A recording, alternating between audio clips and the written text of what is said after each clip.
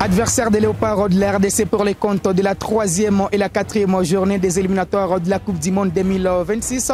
Les éperviers du Togo et les Lions de la Teranga du Sénégal ont profité de la trêve internationale du mois de mars pour se mettre en jambes. Est-il un signal fort pour les fauves congolais? Kivu Morning Post TV en parle. Messieurs, mesdames, bonjour et bienvenue dans les coulisses du sport.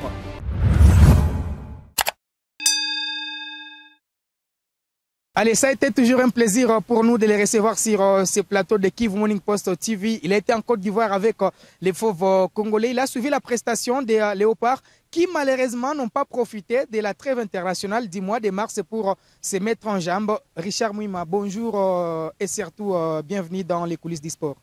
Bonjour Georges Ben Mouima, bonjour à toutes les téléspectatrices et tous les téléspectateurs de Kivu Morning Post. Demi-finaliste de la CAN en Côte d'Ivoire, les Léopards n'ont pas en tout cas profité de cette fenêtre du mois de mars pour se mettre en jambes afin de préparer les éliminatoires du mondial. C'est déjà une déception pour vous comme rare journaliste qui voyage d'habitude avec la sélection nationale.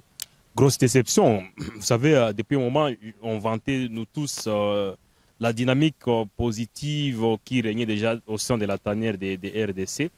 Mais fort malheureusement, en tout cas, je pense bien que c'est une grosse déception parce que les Léopards de la RDC devraient en principe profiter de cette fenêtre FIFA pour essayer un peu, comme vous l'avez dit, de se mettre en jambe. Les sélectionneurs Sébastien Desabre pourraient en profiter pour jauger le niveau des nouveaux arrivants. Comme vous le savez, il y a certains noms qui sont annoncés.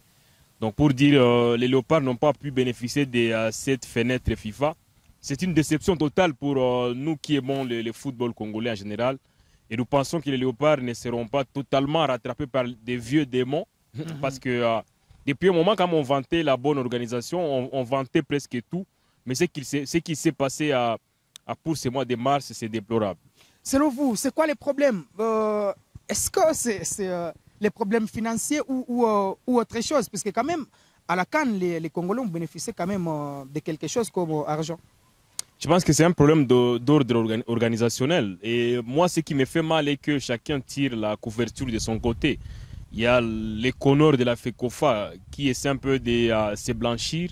De l'autre côté, il y a les ministères des Sports qui essaient un peu de prouver que c'est certainement les retards dans les décaissements des fonds est dû à une certaine lenteur dont on fait montre les membres du CONOR. Donc c'est un jeu de ping-pong malheureusement qui ne sert à rien parce que ce sont les Congolais qui en pâtissent.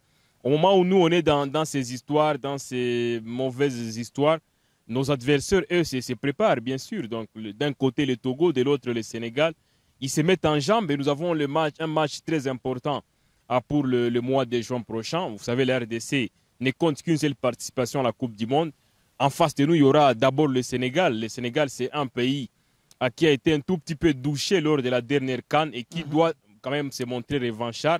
D'ailleurs, les résultats concoctés ou enregistrés par les Lions de la Teranga lors de cette fenêtre FIFA en disent un peu long parce que certainement les Sénégalais ont été intraitables en France, bien sûr, d'abord victorieux face au Gabon 3-0. Et puis ils ont battu hier l'équipe du Bénin sur un score d'1-0 avec au passage un but de Sadio Mané. Sadio Mané en 2 matchs, il compte 2 buts pour ces matchs amicaux de la fenêtre FIFA. Ça prouve à suffisance quand même que les Sénégalais sont en jambes. Et du côté sénégalais, on en a profité par exemple pour jauger le niveau des joueurs, pour accueillir également les nouveaux arrivants parce que vous savez, des joueurs comme Habib Diarra, il a refusé l'équipe française de football, l'équipe d'âge de France, pour jouer pour le Sénégal. Et il a été titularisé pour la première fois, certainement, face au Bénin. Et du côté togolais, on sent également qu'il y a du sérieux de ce côté-là parce que les Togolais ont livré 2 beaux matchs. D'abord, victorieux face au Niger, effectivement, 2-1. Les Togolais ont su quand même arracher un nul hier face à l'équipe de la Libye, 1 but partout, avec au passage un but de Marouf Tchakey, un joueur très connu par les Congolais, bien sûr. Donc, pour dire que du côté congolais, on semble dormir au moment où les autres sont sérieux.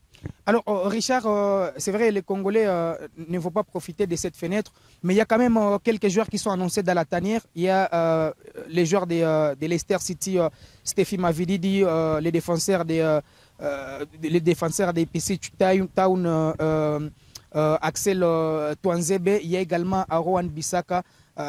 Trois renforts de taille dans une équipe, mais ça ne sera pas facile pour Sébastien Desabre. Déjà de jauger le niveau de ces joueurs, de chercher la cohésion. Avant, bien sûr, c'est déjà ce match très capital du 3 juin contre le Sénégal. Moi, je pense qu'à part Axel Twanzebe, qui a déjà été officialisé par la Fédération congolaise de football association, bien sûr, les deux autres sont en instance de discussion, effectivement, pour les derniers réglages avant qu'ils puissent rejoindre la sélection congolaise. Mais au vu de ce qu'il se passe, moi, je crains que des joueurs comme Aaron Wan-Bissaka, notamment où Stéphie Mavididi puisse avoir un peu de recul, parce que eux qui pensaient que l'RDC aurait déjà balisé les chemins pour qu'ils puissent être dans de bonnes conditions. Déjà, ce qu'il s'est passé pour ce mois de mars, je pense que c'est une mauvaise affaire pour les Congolais. Je crains que à tous ces Congolais, tous ces joueurs binationaux qui aimeraient venir dans la sélection, puissent être un tout petit peu réticents une fois de plus, parce que ils se rendent compte quand même que il y a certains aspects qui n'ont pas été pris au sérieux. Et moi, je pense que ce n'est pas la bonne chose.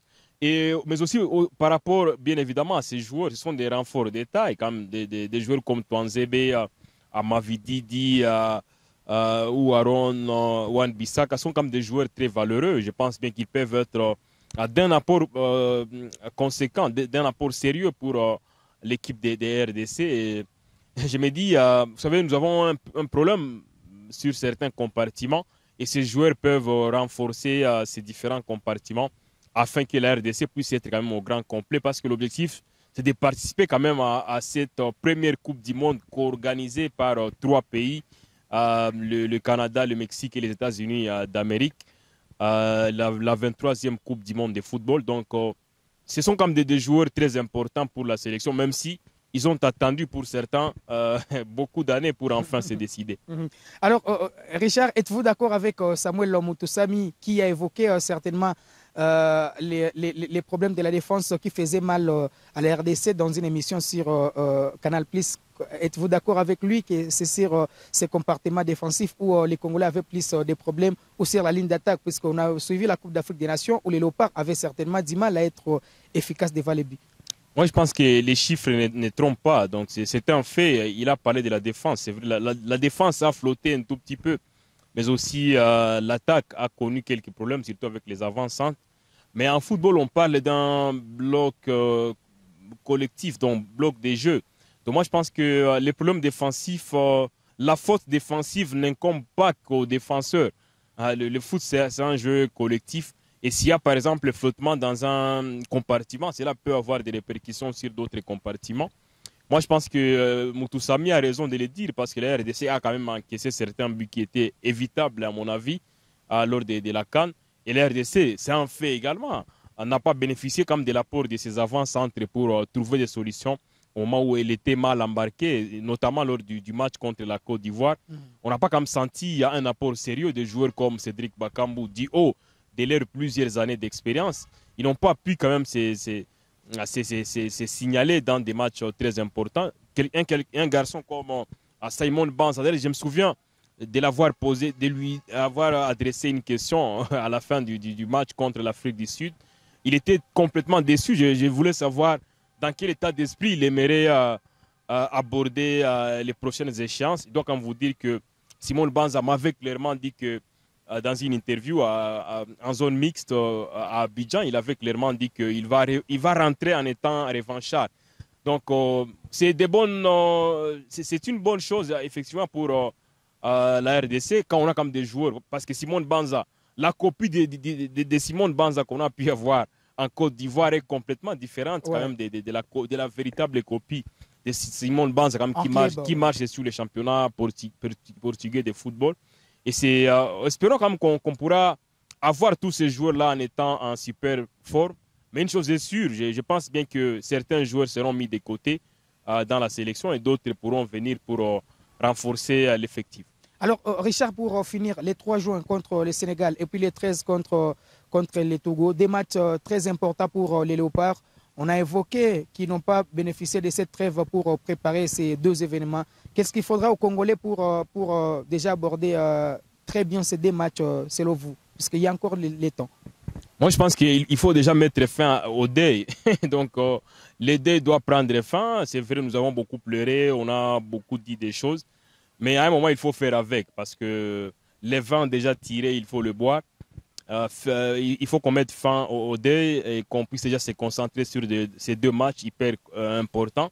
Vous savez, les Togolais, il ne faut pas qu'on les enterre. Aujourd'hui, la RDC occupe la 3e position dans un groupe quand même où il y a comme le Sénégal qui occupe la première position et les Soudans qui viennent juste après. Les Togo et les Soudans du Sud qui viennent effectivement juste après sont comme des sélections également qui ne sont pas à négliger.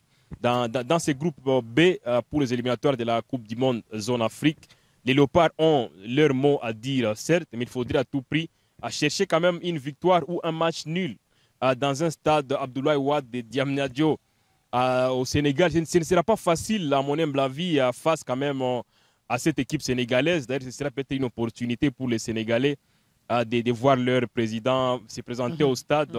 Bassirou Diomaye Faye, à qui j'adresse toutes mes félicitations, bien sûr, un jeune président de 44 ans exactement. C'est aussi un passionné de foot. D'ailleurs, dans une interview que j'ai pu lire sur certains journaux sénégalais, il a quand même dit qu'il fut milieu de terrain. D'ailleurs, il a eu à diriger un club au niveau du Sénégal. Donc, c'est un passionné du football. Et ce sera une occasion pour les Sénégalais comme de dédier un bon résultat à leur président, à leur tout nouveau président. Le côté congolais, quand même, il y a beaucoup de ressources. Et pour le match contre le Togo, c'est aussi un match piège qui sera disputé dans un stade qui n'est pas connu parce que certainement, jusque-là, on ne sait pas si le match va se disputer au stade des Martyrs. J'ai appris que la certification de la pelouse du stade des Martyrs va bientôt expirer. Et ce sera au stade des Martyrs ou au stade de la Kamalondo. Il y a beaucoup d'interrogations là-dessus. Et moi, je pense qu'il y a certains petits détails qui ne sont pas pris en compte. Peut-être aussi, il faut rappeler à tous ceux qui nous suivent que pour ces éliminatoires, il y a 9 pays qui seront qualifiés pour la Coupe du Monde dans la zone Afrique. C'est pour la première fois qu'il y aura quand même une Coupe du Monde à 48 équipes, si je ne dis pas de bêtises. Et l'Afrique aura 9 représentants au total. Mais quand même, les 4 meilleurs deuxièmes pour les 9 groupes auront quand même la chance de se battre dans un petit tournoi intercontinental afin de voir si du moins il y aura un 10e pays africain qui sera qualifié pour la Coupe du Monde. L'RDC quand même doit en profiter. S'il y a 9 pays qui doivent se qualifier ou 9,5 qui doivent se qualifier pour la Coupe du Monde, organiser une telle Coupe du Monde sans la RDC, en plus au niveau de l'Amérique, moi je pense que ce ne serait pas la meilleure des choses. D'où il faut être sérieux. Ce que la RDC a pu faire effectivement en Côte d'Ivoire prouve à suffisance que les Léopards ont toutes leurs chances et ils peuvent affronter n'importe quel adversaire sans complexe. J'ai suivi les matchs contre le Maroc et contre toutes les équipes en Côte d'Ivoire. La RDC ne peut aucunement avoir peur de qui que ce soit. Merci beaucoup, Richard. Ça a été un plaisir pour nous de vous recevoir et parler de la sélection nationale. Plaisir largement partagé. Allez, il était avec nous, Richard Mouima, et nous serons ensemble ici au Stade de l'Unité les dimanches pour les matchs amicaux entre les journalistes sportifs et les arbitres. Je ne sais pas s'il sera milieu de terrain, mais moi, je serai le coach de tous les journalistes. Allez, on se fixe rendez-vous très prochainement. Ça sera avec ce même plaisir.